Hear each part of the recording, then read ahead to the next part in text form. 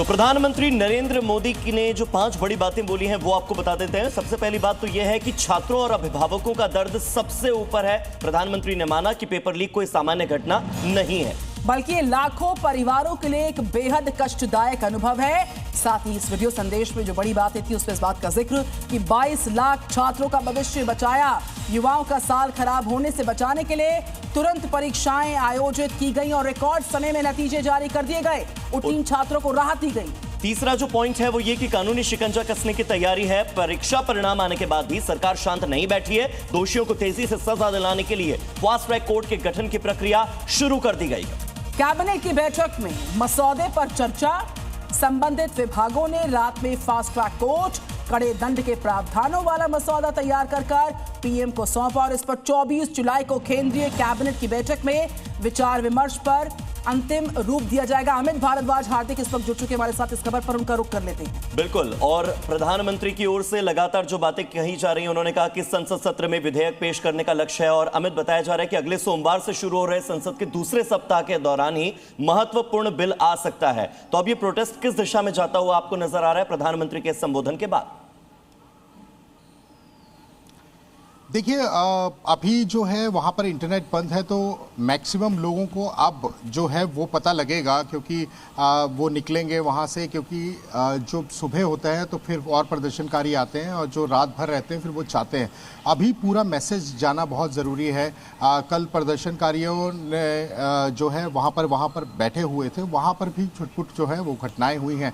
लगातार जो प्रदर्शन है उसमें लॉलेसनेस देखी गई है और यहाँ पर आए दिन कोई मारपीट का जो है वो वीडियो सामने आ जाता है। तो यहाँ पर प्रोटेस्टर्स के बीच में कुछ ऐसे लोग आ गए हैं जो कि इस पूरे माहौल को ख़राब करना चाहते हैं। इनोसेंट बच्चे हैं जो अपनी मांग को लेकर बैठे हैं, उनके बीच में ऐसे लोग आ गए हैं जो कि इस पूरे प्रदर्शन को ख़राब करना चाहते हैं, डीरेल करना चाहते हैं।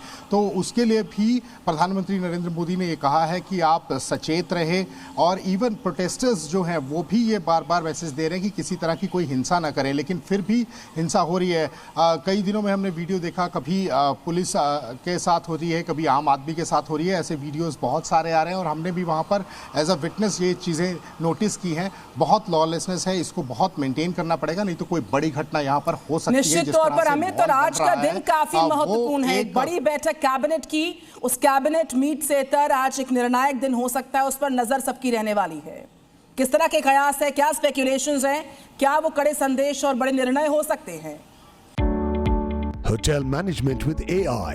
Join IIHM, International Institute of Hotel Management.